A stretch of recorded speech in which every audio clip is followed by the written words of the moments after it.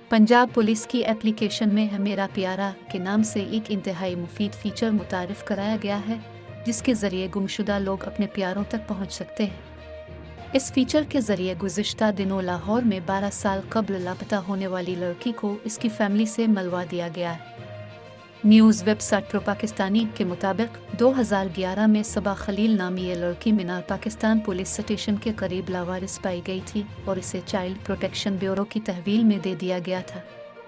कानून होने की वजह से इस वक्त सबा खलील अपने फैमिली और घर के बारे में कोई भी मालूमात देने से कासिर थी। सबा खलील ने एप्लीकेशन के इस फीचर के ज़रिए पुलिस से राब्ता किया और पुलिस तवील तगोदों के बाद बिलाखिर उसे इसकी फैमिली से मिलवाने में कामयाब हो गए।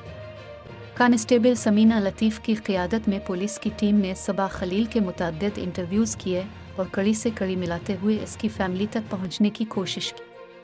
सबा ने पुलिस को इतना बताया कि वो मीनार पाकिस्तान के करीब ही कहीं रहती थी और उसका बाप कार चलाता था।